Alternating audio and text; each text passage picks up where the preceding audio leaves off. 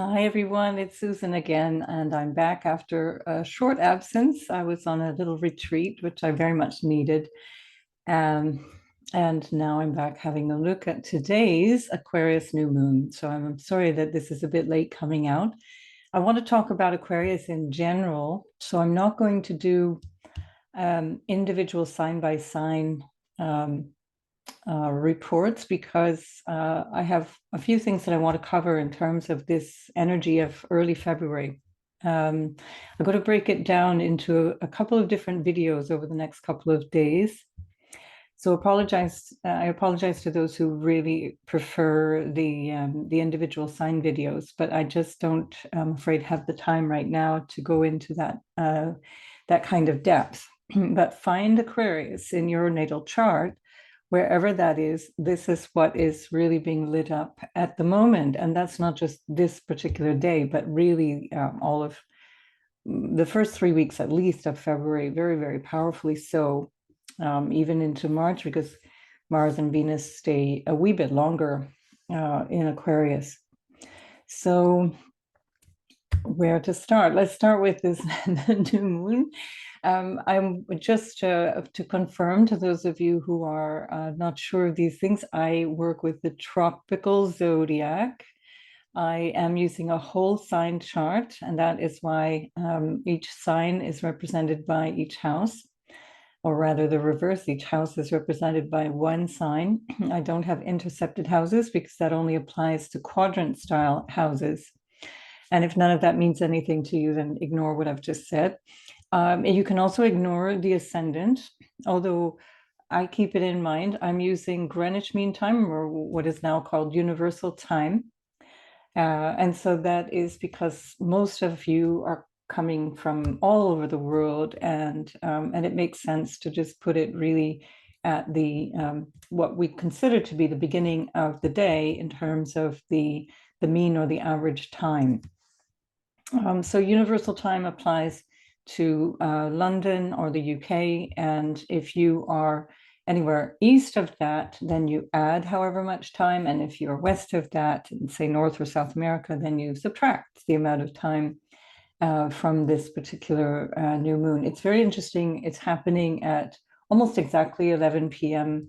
Universal time, but very, very close then to the 10th of February. And so any of you who are listening from basically Europe and on east, it's going to actually technically be on the 10th of February. So technically I'm not that late. And for North and South America, it's the 9th of February. This new moon, as we can see down here where we see Aquarius, is happening at 20 degrees and 40 arc minutes of a degree of Aquarius. So we could call that the 21st degree because we move into the next degree. I tend to be one of those astrologers who round down up to the first 30 minutes and round up after the first, after 30 minutes. So it's not really that significant unless you're looking for exact conjunctions or perfecting aspects. There's a lot of aspects in this particular new moon that I want to highlight here, and that's why there's so much to say. It's already as an overview. If I just give a theme of the chart, if I were reading this as a natal chart, for example, a really big theme of this chart is breaking free from relationships. And that's a very interesting thing if you think about what's going on globally and maybe in your own life. This notion of what are the restrictions around my relationships. So if you are somebody who has an Aquarius sun and a Libra rising, remember I said ignore the rising sign, but still, just to point this out, in the at least universal time, it's a Libra rising.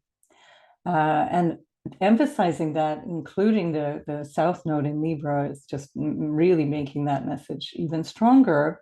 But that need for freedom in relationship, this need to break away from relationship, or another way of looking at that is from social pressure. I need to get away from social pressure. And that can also be from family pressure.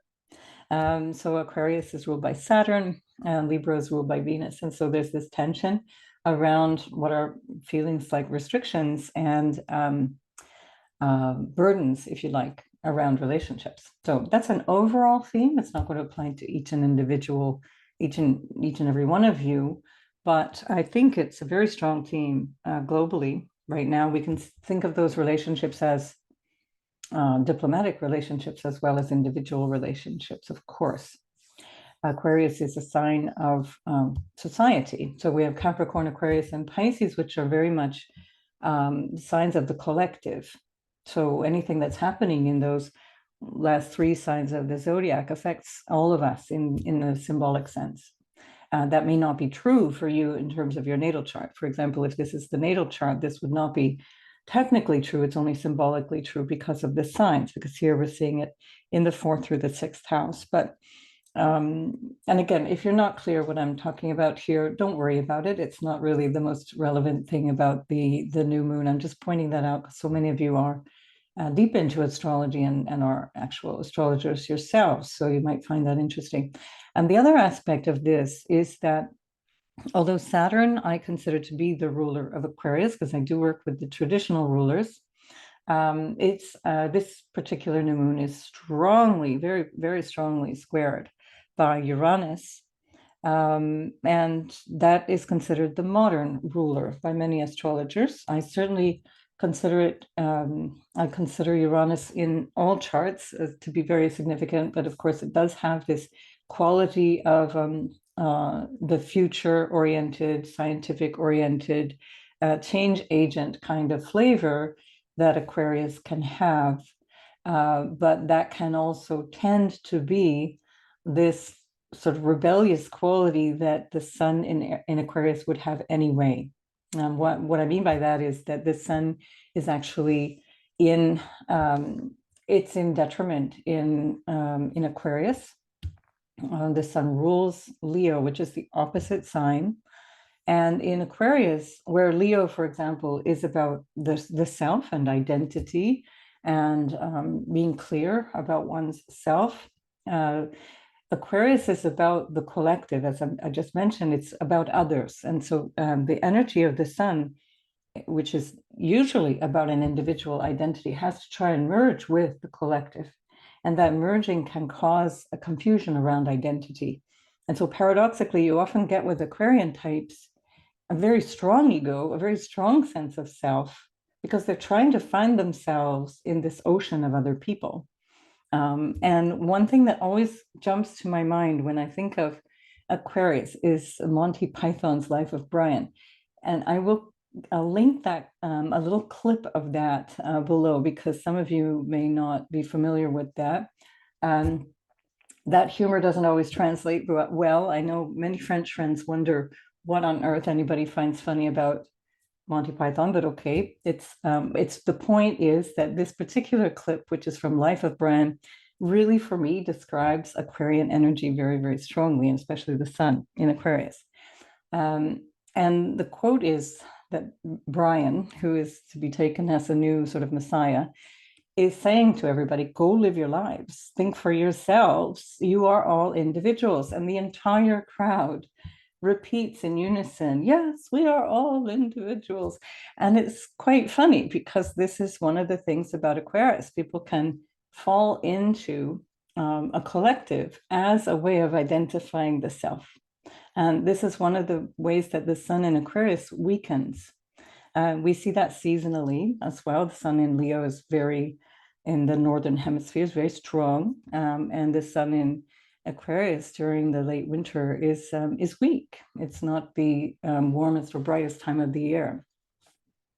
Anyway, all that to say that it's really worth our exploration of who are we in our sense of self and in our connection to our relationships. Now, the moon is right there, obviously. A new moon is where we have the sun and the moon conjoining. And that sun and moon conjoining only lasts a couple of days, but it's exact only at a particular moment.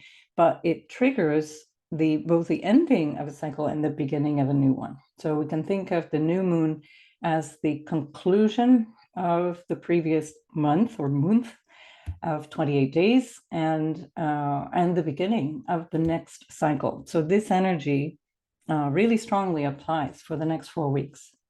And of course, we've got Pluto having just moved into Aquarius only 2 weeks ago. And so it was the 23rd, I think, of January. I have to admit that when you go away on retreat, time starts to get weird. So I can't even believe that's only 2 weeks ago. It feels a lot longer ago. It's kind of like COVID time. Anyway, so this is the first moon that we're getting in Pluto, the first time that the sun and the moon are together in Aquarius with Pluto. We had the sun conjunct Pluto just after the previous moon. So basically, we had the full moon, then the sun conjunct Pluto, and that's quite significant as Pluto moves in along with the sun into Aquarius for this most of 2024. I'm just going to deviate for a moment because a lot of people are interpreting Pluto moving into Aquarius as the beginning of the age of Aquarius. And I really want to emphasize that a planetary ingress is not the beginning of an age, an astrological age. The astrological ages are determined by the precession of the equinoxes. So if we go back 2,000 years, which incidentally would have been when the sidereal zodiac, based on the constellations, and the tropical zodiac aligned at 0 of Aries, 0 degrees of Aries, in the constellation of Aries. But as the precessions move backwards in the sky, we see this movement of over 72 degrees per, I'm getting confused now. We've got 72 degrees of movement. Hang on, never mind. I'm going to get you all confused. Basically, there's a 24-degree difference between the tropical zodiac, which relies on the movement of the sun, not the stars, and the zodiac, which is the sidereal zodiac, which is based on the stars, which still is with reference to the tropical zodiac. So I'll clarify this in a comment in the community section. But basically, all of this to say that the ages are very, very slow. They're 2,000 plus years, so it's 2,500 years.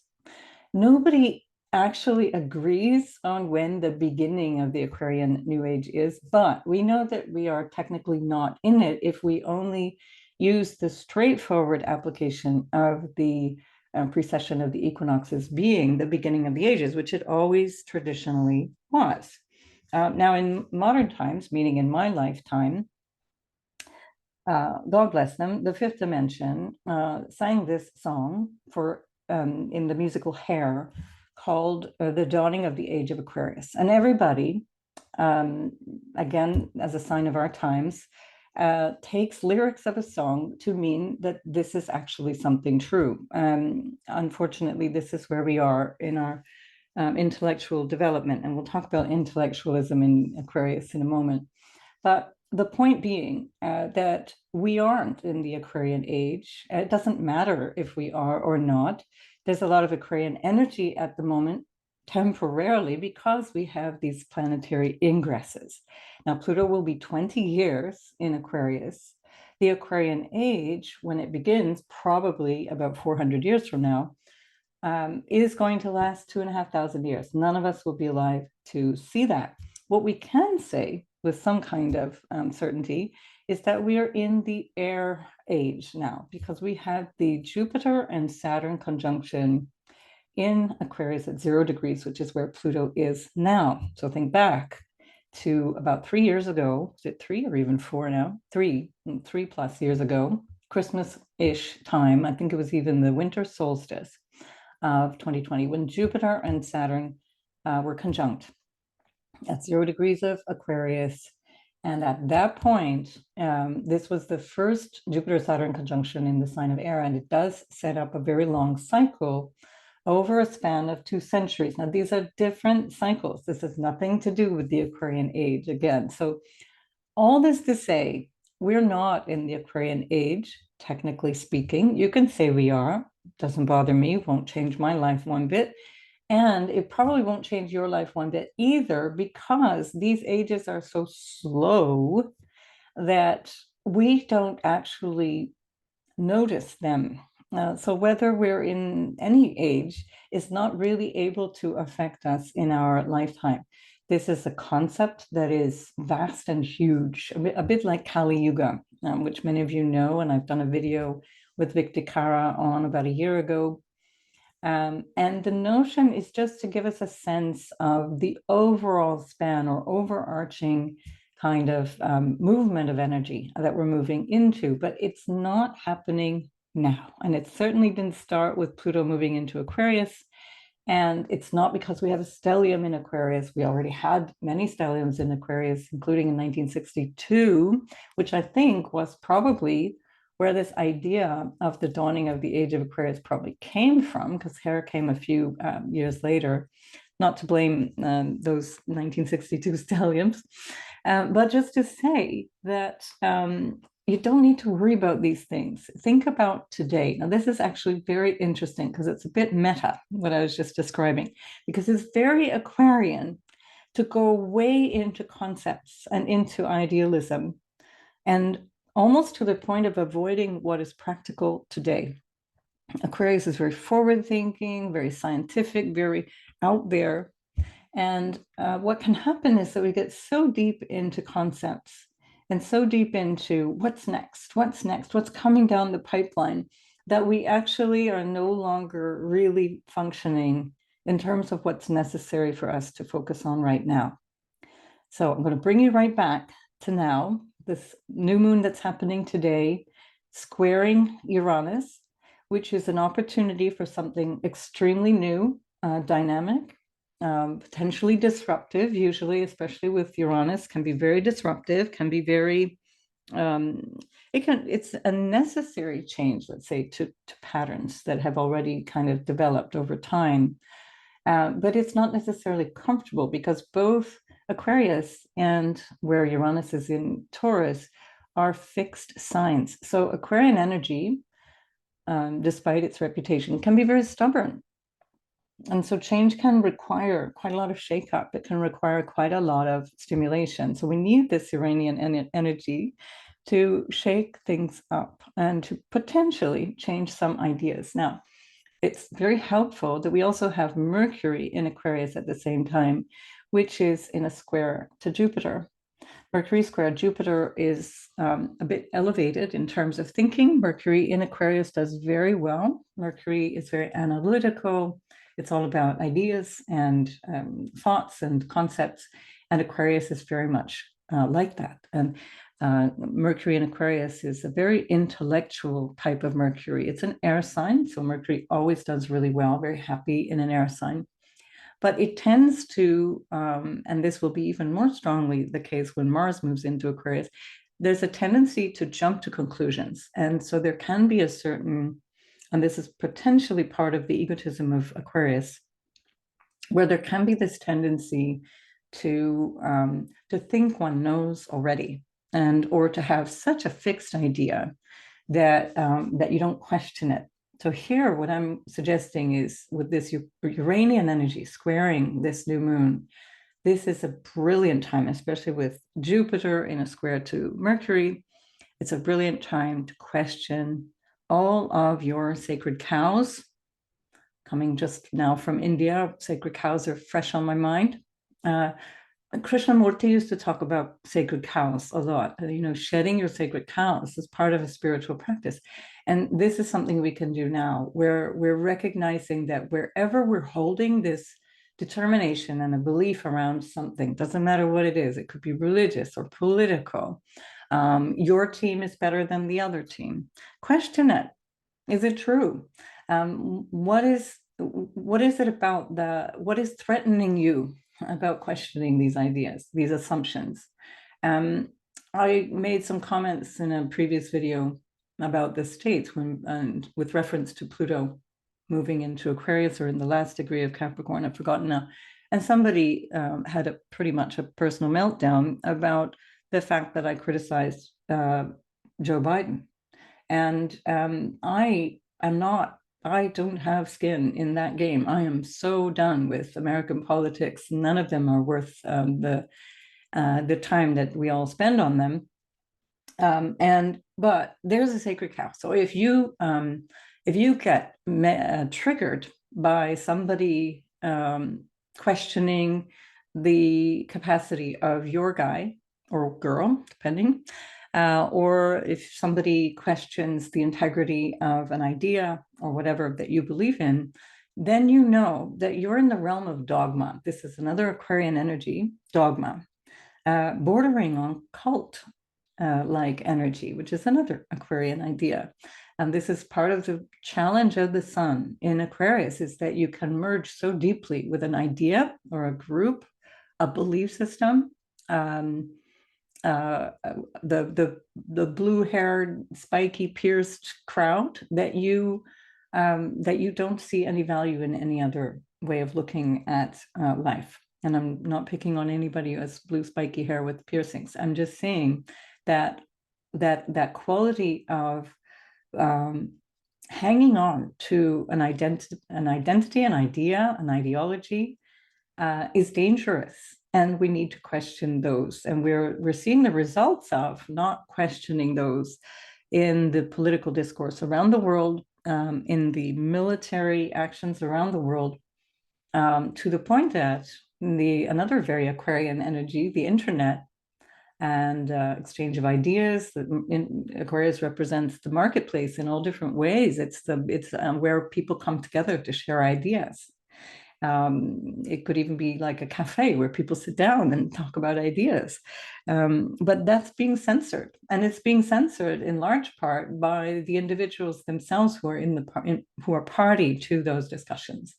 And that is because of the propaganda, which has been increasingly powerful over the past, I'm going to say, century, which has people dividing themselves amongst themselves. And this divide and conquer or divide and rule energy is very, very much part of the shadow side of the Saturn-ruled Aquarius. And now Pluto's going to go in there, and it's going to stir up quite a lot of that.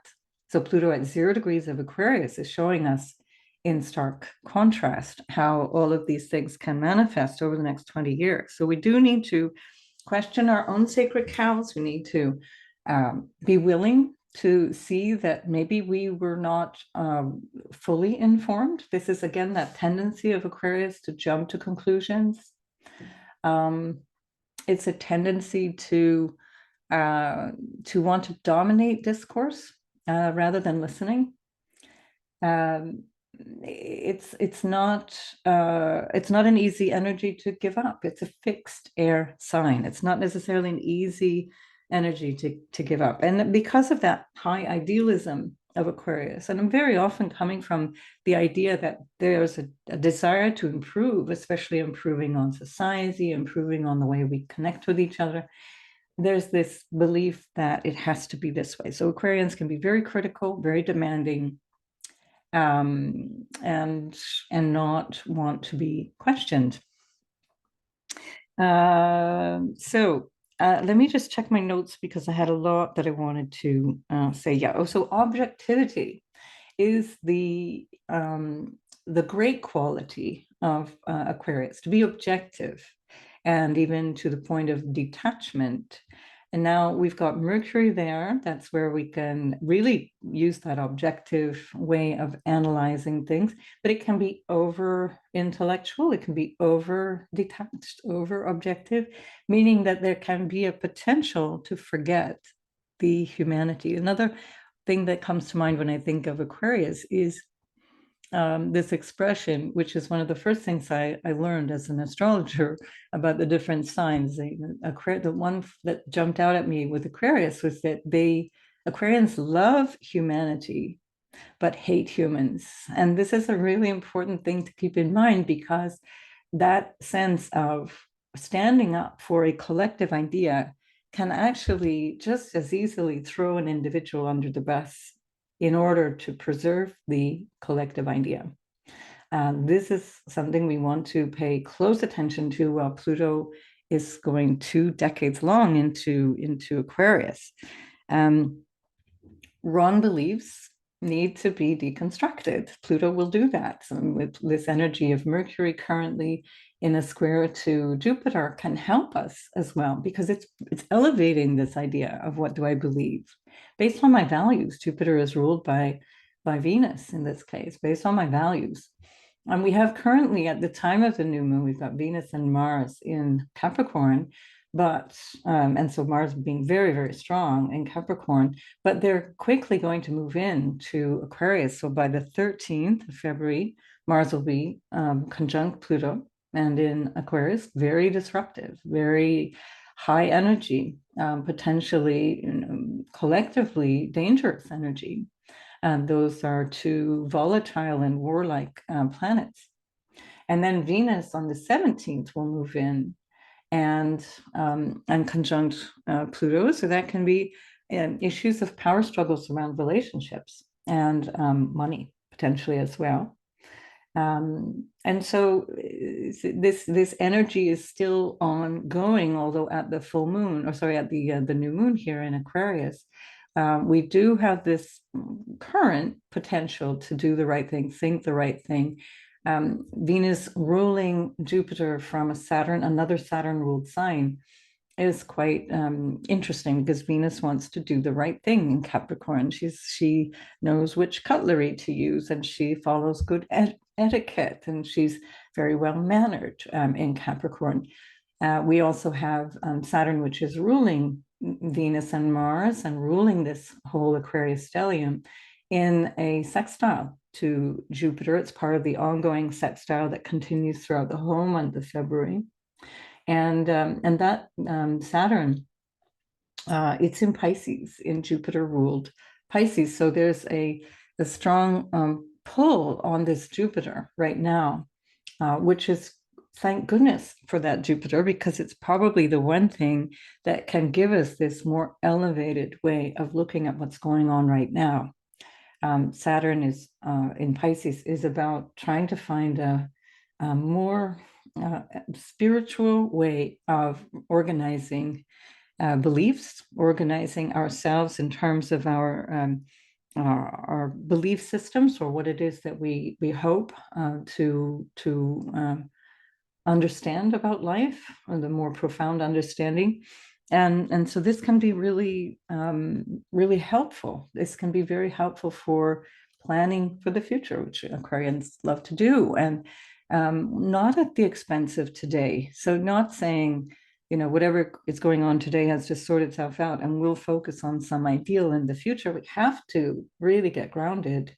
Not so easy for an air sign. We have to still get grounded, use that Jupiter in Taurus, that earth energy, and say, look, something needs to change now based on our values, based on what we're doing right now. And Jupiter sextiling Saturn is brilliant for that, for focusing and finding a long-term solution to what we have planned. And that's collective as well as personal. That certainly applies to all of us.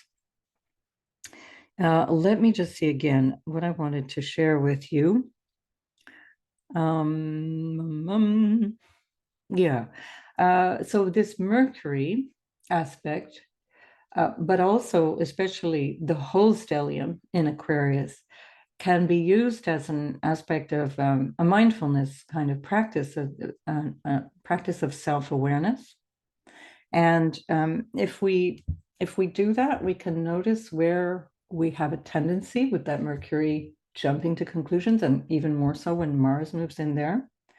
Kind of thinking we know how this is all going to look can actually block us, and so we can already respond before we get to the end of the story. Or you see 2 minutes of the clip of the 2-hour-long interview of, by the way, what Tucker did with Putin, I will comment on in just a moment. Tucker Carlson interviewed Vladimir Putin on the 6th of February. And many people are seeing now just short clips of that and basing their understanding on 2 minutes of it. And this is very Mercury, Mars in Aquarius. It's like, I already know. Why there's no point in me spending 2 hours trying to figure out what they said. I know. I already know. That's that sacred cow coming back into the picture. And so what we need to do is to become aware of where we're already with the answer before the person has finished speaking. Again, the practicing listening, which is part of communication. Communication is meant to be a two-way street. Otherwise, that is simply propaganda. And here we want to really clarify what we allow other people to say in the name of the collective. Because again, if your ideal is freedom, then everybody needs to be able to be free. And if ideas scare you, that's a sacred cow to think about. Why are words so scary? And why are you not allowing somebody to speak words that you don't like or that make you feel threatened or delicate or question, here's an Aquarian word, your identity, your belief in what you are? So we want to really question all of that, stop for a moment and reflect. Where am I curtailing somebody else's speech or thought, even in the course of a conversation, or in the way that I listen to a YouTube video or the news or a political speech? Back in the day, people would actually read books or listen to entire manifestos. That's an Aquarian word, manifestos, based on people's beliefs. And then they would critique them. Nowadays, people don't bother doing the investigative reading and understanding. They just jump to their own opinion and they counter with an opinion. So not all opinions are created equally. Some opinions are better informed than others, and I'm sorry if that hurts your feelings. So dispassionate inquiry is the height of this Mercury and Aquarius kind of energy. And here, maybe as an example of this, a really brilliant example of this in our, let's say, last century of our modern history, is Viktor Frankl, who is a personal hero of mine, long deceased, but was a Holocaust survivor who wrote the seminal book, Man's Search for Meaning. I will put a link to the PDF of that book in the description box below this video. You can read it for free because it's no longer under copyright.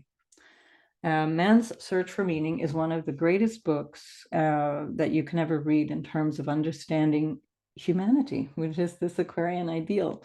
And what his essential message is that there's good and bad on all sides, and there's no archetypal victim, no victim just because you think so. And even so-called victims can behave abominably. And I think we're seeing how that's panning out today. So I will link that. Definitely worth reading if you haven't already.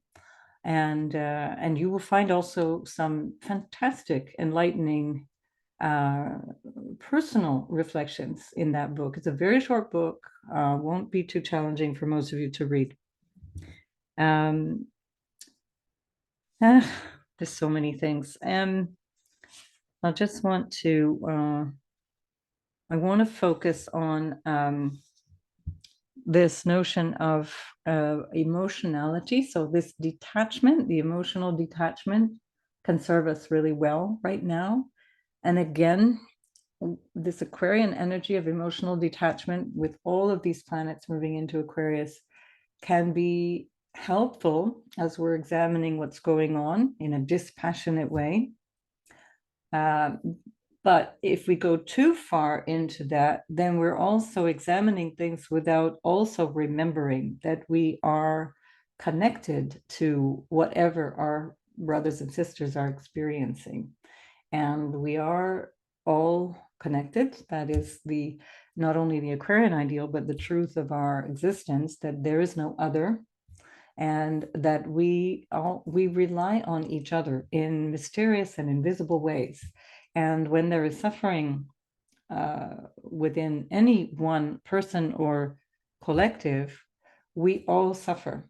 And sooner or later that will manifest, but it already is energetically palpable. This field of energy is another Aquarian idea, and those little waves there, those are the waves of the so-called water bearer.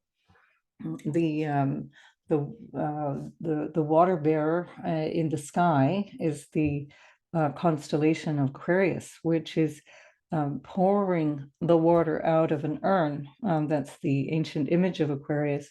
It's not a water sign, it's an air sign, but the pouring of the water is about wisdom. Water symbolizes spiritual wisdom, it symbolizes emotional connection, it symbolizes unity as well. Water, of course, being necessary for all life. And so all of this to say that we we can't um, we can't polarize as much as we would like to and be right all the time. When we are right, we make somebody else wrong, which is not to say that for individual facts there can be right and wrong, but if it's a moral question, then we also have to try to seek to understand. And this is what Mercury in Aquarius, in its most elevated qualities, especially in a square to Jupiter, can help us to do. Try to understand one another. And as we're understanding, we are also trying to remember who we truly are. And then that brings us to this place of collective harmony. But that comes from the place of individual thinking and acting.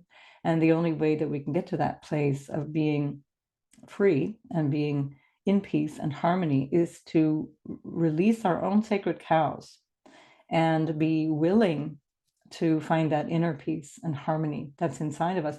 Once we do that, then we move into that Piscean energy. And that Piscean energy is about all concepts disappearing. So Aquarius is all about the concepts, ideas, ideals, political, social, whatever, religious ideology. But in a true awakening, there's a lot of people talking about waking up and consciousness and so on, misusing, I think, these terms. But in a true awakening, there are no concepts. And what a lot of what I would describe as New Age thinking does is believe that waking up means that suddenly there's going to be a bunch of people that think the way you do. And that is not really what waking up is all about. Waking up is to understand our interdependence in a way that goes beyond thinking. True waking up or awareness and consciousness is not on the level of the mind. We can no longer be in the mind. This is the Piscean energy beyond the mind. We're merging now with the ocean once we go beyond these ideologies that are Aquarian. Not to say that the ideologies are necessarily problematic, because they can bring us to a place of community, but that's always going to be on the level of duality. And it's not going to be about awakening or higher consciousness or consciousness. All concepts must dissolve. They must disappear in terms of an awakening. You can't have it both ways. You can't have this this feeling of being awake and also dreaming, and this vision, this principle or this ideology that you're dreaming of, that's incompatible, because the dreaming is coming from the mind. All right, I'm starting to rant. That's always the moment where I need to pull myself back. So yeah, and then the last thing I wanted to say about this before I have a look at a couple of other charts is that too much future focus can lead to a delusional hope, or what some people call hopium, which is a great word. I love that word. And then it, again, like I mentioned earlier, it can have us avoiding what is really important right now. We do have Chiron already conjunct the North Node, but building to an exact conjunction a week from now. And that's something that we really want to, I'll do a separate video on that. We really want to include that in this whole process of the reflection on what do we want going forward? Where am I my own worst enemy? Where am I not behaving in relationship in an appropriate way, or behaving in a way that's not helpful or good for me? And that also can be where we are not dealing with our own wounding. Chiron is about our wounding, or about our sense of vulnerability, and that avoidance of dealing with our own wounding can have us pointing fingers of blame at other people. And when we point those fingers of blame, remember, there are always three at least fingers pointing back at you. And so we want to keep remembering that we have this work to do for ourselves. There's no other that will sort us out. There's no Messiah on the way to resolving whatever problems we have right now. We have to start with our own minds, purify our own minds. Purifying our own minds means to recognize where we are not thinking appropriately or correctly or realistically. Anything that causes pain, anything that causes discomfort, anger, frustration, that's thinking that is not correct. That's not about the topic, it's about the energy behind the thought. So just reflect on all of those things. And purification of the mind is not a moral judgment. It's not to say the mind is impure from the sense of some kind of religious adjudication. It's about purity of thought, meaning that recognizing that the thinking itself is problematic, that the truth of life lies beyond thought. It lies beyond what some people consider to be awareness or consciousness, but which in a what's called more technical way of looking at it is beyond the mind, because consciousness is in everything, plants and animal life and human life and so on. So too much idealism will cloud your vision. Being obsessed with the vision will cloud your judgment and your actions. And so we start with ourselves and we work towards the collective from a higher sense of what is possible. That North Node Chiron, I'll talk about that in another video coming soon. Overwhelming amounts of information will make it difficult to do this work. And so stepping back periodically is really important. Too much engagement with information, we're overwhelmed, mentally overwhelmed. This is one of the challenges of all this air energy at the moment. One of the challenges of not recognizing propaganda, we're too deep into propaganda to be able to assess it. And so notice that if you hate a country or a person from another country or a religion, or any kind of other, remembering that there is no other, then question that. Do I know this person? Have I ever met this person? Have I ever had any experience with this country? Do I even speak their language? Do I understand anything about them? And so where is that coming from? That part of the sacred cow, which can be a collective sacred cow, which is simply the stuff that you were taught from birth. This is the land of Aquarius as well, which is the family belief or the religion or the political subscription. My father was a Republican, therefore I'm a Republican, or my grandfather was a Democrat and we're always voting Democrat. These are no different to any kind of religious fanaticism, whether it's political or otherwise. And so recognize where your thoughts come from. This is part of the highest work that you can do right now. It's critical. You can see it around us that we are at a critical time. We can only do this work for ourselves. We have to question. We'll stop pointing those fingers of blame. Stop the doom scrolling or the hateful comments in the comments section. Not necessarily here. I get a couple of them, but it's very rare, thankfully. You're all generally speaking quite polite with each other. But just to say that if we don't stop and question, where do I get that thought from? Why do I hate Russia? Why do I hate Iran? who told me to think that? That's probably not your original thought. And I'd say that many people are now more than ever have an opportunity to question these thoughts. Will you take the opportunity? That's up to you. That's entirely up to you. Change can only happen by shaking up your relationship to information, knowledge, and beliefs and ideology. And that's very Aquarian.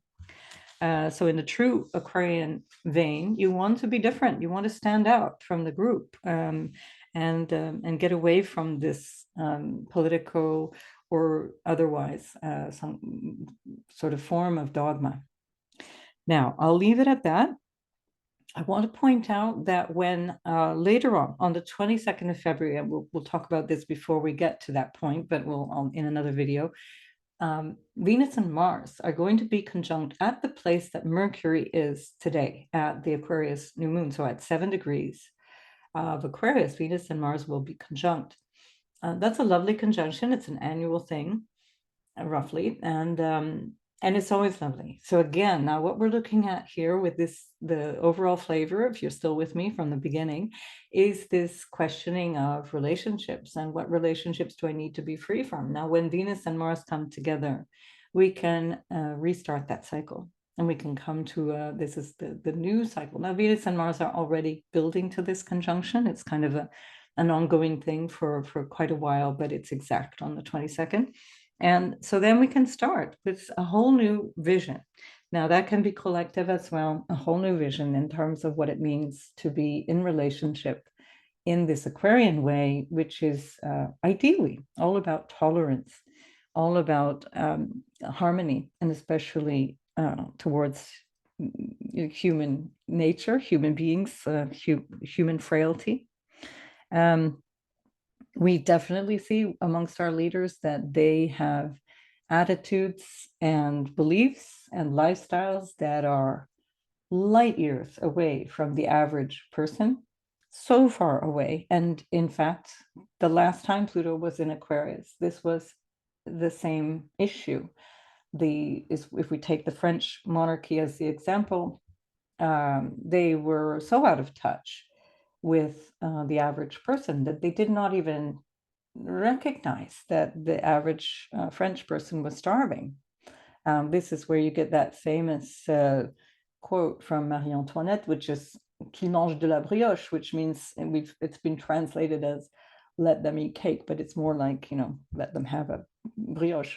But basically, when she was told that they need food, she's like, "Well, give them food. What's the problem? Why just leave me alone and give them food?" And not understanding is part of this issue, because we're so much into our own way of seeing the world that we're not ready to look at others. Now, the highest way of living through Aquarian energy is to recognize the interconnectedness of all life, and especially the need to respect others, their speech, their beliefs, their vision for life, and let that be part of what we understand is our collective richness, rather than wanting everybody to be like us. So I'm going to leave it there.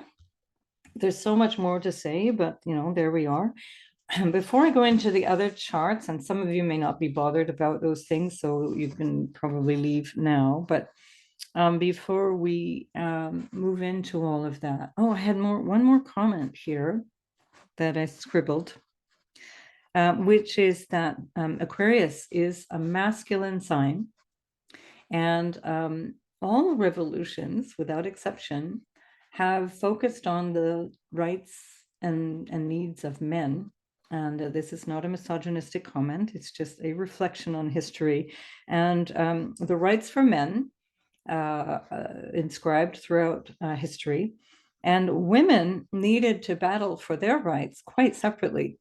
And so these revolutions, they're not as egalitarian as we'd like to say. And that's again part of this Aquarius sort of sleight of hand, which is that on the one hand it's like, yeah, we're all about freedom for everybody, but yeah, just not you, girl. And up until I was already a young girl, and a young teenager, women in North America and many European countries could not get a bank account or a credit card without a signature from their husband or a male member of their family until Pluto entered Venus-ruled Libra. So just let that sink in. I want to read to you a poem by Rumi, which is called A Community of the Spirit. And this is very much about the Aquarius energy. I'll put this in a separate post so you can actually see the words as well. And then we'll move into some charts. So Rumi's A Community of the Spirit. And this is a translation by Coleman Barks. There is a community of the spirit. Join it and feel the delight of walking in the noisy street and being the noise. Drink all your passion and be a disgrace. Close both eyes to see with the other eye. Open your hands if you want to be held. Sit down in the circle. Quit acting like a wolf and feel the shepherd's love filling you. At night, your beloved wanders. Don't accept consolations. Close your mouth against food. Taste the lover's mouth in yours. You moan, she left me, he left me. 20 more will come. Be empty of worrying. Think who created thought. Why do you stay in prison when the door is so wide open? Move outside the tangle of fear thinking. Live in silence. Flow down and down in always widening rings of being. I just want to point out that Rumi, who is so beloved to so many people in the modern world, and most especially to Americans, was born in Afghanistan. He spent a lot of his life in Persia, which is modern-day Iran, Turkey, and that whole region, Syria. Would you like Rumi if he sat down next to you today? Would you hate him? Would you want to hear what he has to say? Would it depend on his passport? Reflect on that. All right, so let's have a look at some charts here. I have a few people who are being deeply affected by this Aquarius new moon. Hang on, we'll have to do it this way. Let's start with Tucker Carlson, just because he's at the top of my list here. I just wanted to point out, so if we go back, hang on, we'll do it like this, where we do the transits instead. We go back to the 6th of February. That's when he did the interview with Putin. I just want to point out that Mars was on his descendant. So that suggests a certain assertion, combativeness. Mars was in a trine to his sun, building to a trine to his moon as well. So quite a lot of energy behind what he was doing. The moon itself was squaring the nodes. So this, as a personal thing for him, would have been quite ambitious. Obviously it is. And this back in the day, this would have been known as a scoop. Now in the climate that we live in, it's considered to be treacherous, that he's actually simply in a conversation with a world leader. This is where we've come to. Never mind that for the past 24 years that Putin has been in office, he's been interviewed by numerous American and other Western journalists, but okay. Just to say that Mars on the descendant and then the moon squaring the nodes also reflects the intense pressure that he has been under in terms of his own personal integrity being attacked, and that of course is coming from other motivations. So I just wanted to point that out because this is somebody who is who's really on fire right now in many different ways. So I also want to point out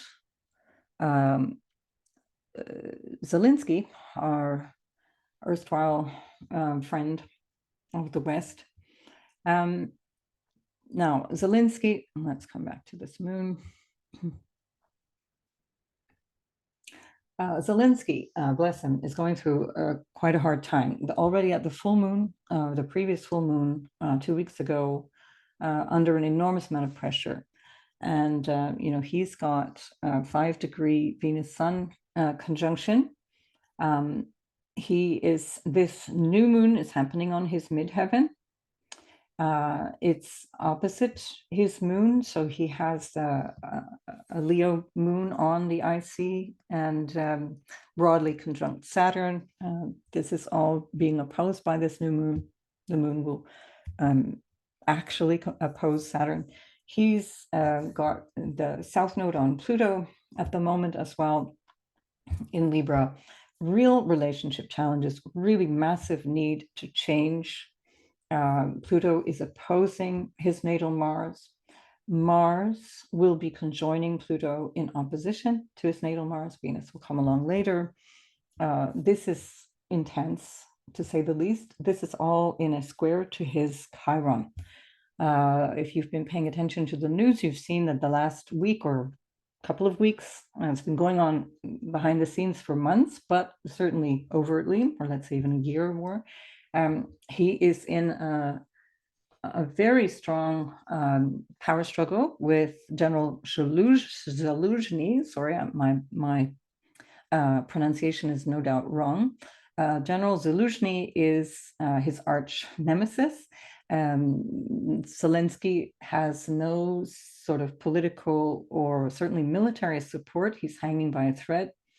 And the gossip, which is actually, there's some really strong evidence that Zelensky will be leaving Ukraine as soon as possible and moving to Dubai, where he has a very expensive property, or Florida. But this is a man whose life is in grave danger. It's not, this is clear from the astrology. It's clear from the news. You don't need to see the astrology to see that. But I think that this will come to some kind of head for him in mid-February when the North Node reaches Chiron in an exact opposition to Pluto. And this is intense. You know, Mars will be with Pluto on the 13th, and that's going to be in application basically for a few days on either side of that. So roughly at the same time that the Chiron is on the North Node. Anyway, watch this space. It's not going to be an easy ride. This new moon is in a trine to his ascendant, which can be favorable in terms of a new beginning. It's broadly trining his Pluto. This is big change, very, very big change, but it's not coming from an easy place. Mars opposing Pluto, Mars opposing Mars conjunct Pluto, and then soon to be on his natal sun and squaring Chiron. All right, I'll look at these things again as things go on. I'm trying to keep it relatively short. Now, another very significant, I want to just point out Ukraine as a country as well, because this is another place, as we've been watching the destruction of Ukraine over 2 years now, which again, I will be called a Putin apologist. That's fine. That's again, your prerogative. Call me what you like. If we don't seek to understand people, we can't do anything about what they're talking about. We have Pluto on Saturn in 2024. That's going to happen before May, I think. This will already be maybe in April, maybe as soon as late March. But anyway, it's already in a broad conjunction with Saturn. This is going to change Ukraine. We're already seeing this in a dramatic way. Mars and Pluto together on Saturn is going to be deeply impactful. There can be some really massive event. This is all in opposition to the natal Chiron, and this new moon is on the moon of Aquarius, which is the people. It can be that there's a completely a new way for Ukrainians to see themselves and or to see Ukraine as a country. Ukraine is never going to be the same, ever, regardless of the outcome of this war. And here I lay that at the feet of the Western allies in NATO who allowed this to happen. Did not need to happen. That is something I feel very strongly about. Again, you can call me a Putin apologist or whatever you want to. This war did not need to happen. And so I think what we're going to see is that in any event, we're going to find that Ukraine has to become a neutral country. It has to be managed in a way that is not going to be even remotely like what Ukraine used to be like. This moon is broadly squaring Pluto in the natal chart in the 10th house. That's their identity, their desire for power, their desire for recognition. And of course, that square to Uranus in the 4th house, which is land and property and home. And that Uranus has been for the last 2 years in opposition to Pluto. There's just no good outcome here for Ukraine. I mourn that beautiful country and all the people who have been sacrificed for literally no gain, and on the contrary, for just almost wanton destruction. So there we are. Not great news at all this year for Ukraine. I want to touch on Israel, again, another landmine. I'm going to go there just briefly, just to say that we're in, again, a similar kind of energy. Israel, this new moon is in a square, very tightly squaring the sun and squaring Chiron in the Israeli chart. Israel is another country that is facing a complete change of identity, change of what you might call image. The Mars opposition to the midheaven really already is standing out very strongly as this new moon comes up, where there is now even in the American government some talk of being a little bit overboard in terms of their reaction to Gaza. Perhaps it's time to scale it back. Maybe the US could stop selling them the weapons that have been causing this genocide. That would be a great outcome. But nonetheless, we've got Pluto approaching in 2025 in opposition to that moon. Again, Israel is on track for a massive change, a truly big demographic change, but also a change in terms of the identity of the land and the people. Not a comfortable place to be by any stretch of the imagination. So I won't go too deep into this, just to say this is all happening, of course, way before this moon, but watch this lunar cycle is going to be extremely important. This moon is in a trine to Uranus and also in a sextile to the descendant and trining the ascendant, which is that point at which the South Node crossed on the 7th of October, which began much of this. I'm not going to go any further into that. So there we are. And then I also want to mention very briefly, where was I here? King Charles. So again, I'm not a royalist, but I find that from an astrological point of view, we have just incredible richness in terms of astrological learning and symbolism. When we look at the charts of the royal family of the UK, the British royals have fantastic synastry, so we can see throughout generations how these charts speak to each other. And one day I'll do a session, I hope, with somebody who knows a bit about these things. I've asked if somebody could get in touch with me who is both astrologically literate at a high level and also knows more than I do about the British royals. I don't spend a lot of time figuring them out, but okay. I know a basic amount, probably about as much as the average viewer. Only to say that King Charles has had a diagnosis about 3-4 days ago that is a cancer diagnosis. This is obviously most unwelcome. Nobody wants to have such a diagnosis. It's extremely challenging in any family, all the more so when you're, on high visibility and your entire, intimate life is put on display. Very, very challenging.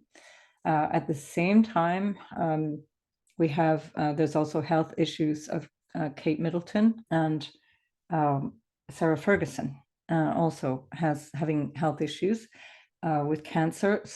Kate Middleton, I think, is much more along the lines of burnout or perhaps some kind of psychological thing. You know, one of the big signatures in the royal family is the moon conjunct the North Node. This is a signature for some steep psychological issues. Um, it depends on how those things are affected, but it's not easy. Moon on the North Node requires a lot of delicate handling and a lot of care throughout life. It doesn't necessarily mean that there's psychological issues or emotional issues, but it creates a tendency towards that. Now he's got King Charles has Pluto in square to the moon. This is an enormous amount of pressure psychologically and emotionally. This is the moon, of course, and the North Node in his 10th house. So this is part of his identity and his role that is under pressure. It's a big stress, and this is going to be quite dramatic, quite life changing, no doubt, because we also have at the time of this new moon a strong square to his sun. So this lunar cycle is likely to show up as a transition away from his role, possibly just temporarily, but these are fixed signs, fixed energies. So I suspect that it's not just temporary, but that this is the new sort of status quo, and that the monarchy that he has been, or the place of kingship, as it were, that he's been waiting his whole lifetime for, is going to be fleeting. And so we're coming up only on a year by May that he will have been on the throne. Remember that he was crowned at the eclipse of the 5th of May, around the eclipse of the 5th of May. They had to shift it a day, I think.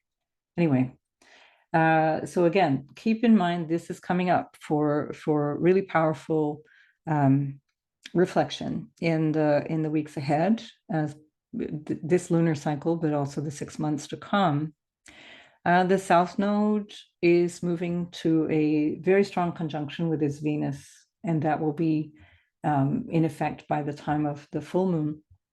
So this diagnosis, by the time of the full moon in Leo, will be something that we're more aware of. There'll be more information, and we can be more clear about that. And that will be coinciding with the North Node Chiron conjunction already next week, which will be in a strong opposition to his Venus, of course, Venus being on the South Node already. So my heart goes out to them as people. These are people, after all, they're humans. And we want all the best for all of them. He's got a Saturn opposition going for the last 2 months as well. So since beginning of January, Christmas time, he would have felt that already. So December, Saturn opposition, 8th house to 2nd house, not easy. Not an easy time overall for him. Very, very challenging time. Right, let's have a quick look. Did I have another one? So I did indeed, but it's not showing up. I just have to see where I can find Kate Middleton. There we go. This was the other one. And so here we have the other issue of health. You see how these, now she's of course not born into the royal family, but she's very much a part of the royal family. And of course, these, when we meet a partner in life, these things resonate in an incredibly strong way. She has the same signature of the moon North Node that is running through the royal family that a couple of her children have as well. Does suggest a strong influence of the mother, not necessarily easy, but strong nonetheless. Her moon and sun are in opposition on the nodes. So at the time of an eclipse again, and in square to Saturn, very strong. So this lesson of Saturn in Libra is a very strong one for her in her lifetime. That would have been 2 months ago. So by the end of 2023, that the South Node was crossing Saturn. It was beginning of January. Nonetheless, the moon here is trining Saturn, and it's on her descendant. So reflecting relationships, reflecting what you could call duty, Saturn representing duty. This is a woman who is under a lot of pressure She bears it really well, but she doubts her role. Uranus has been on Chiron for the past year or a year and a half, or even more. So that Chiron was under pressure by Uranus, Mars, and the North Node in the summer of 2022. Deeply impactful. I think she's been having a hard time, I'm guessing, since then. That was in A squared to her ascendant descendant. So she is dealing with a lot that we're not really privy to, that we don't see. So again, my heart goes out to these people. The Uranus is in, pardon me, strong trine to her sun and a sextile to her moon. She is in a big moment of personal questioning. And also, given that she has a low value or sense of capacity that is coming from childhood, I think we're going to see some change around the royal family. She needs some support. She's having her Mercury return and then soon to be having a Venus return. So new cycles of reflection here for her. And in 2025 and 6, she will have Pluto on Mercury, Venus. So, right, I hear my dog now at the door asking me to go out, and I will have to do that. And so I'll leave you with this. I do wish all healing for not only these people and the best outcomes possible, but also anyone who's dealing with these difficult times, and especially if you've also got a health diagnosis. My heart goes out to you, and I wish you every success with your healing, every success with shedding your sacred cows. By the way, shedding the sacred cows will speed your healing. And the more that you can come to a place of understanding that you are always part of this big picture, that you are never alone, that you are never separate from all of life itself, the faster you will heal and the faster you wake up in the truest sense. So much love to you all. See you in the next video. Bye.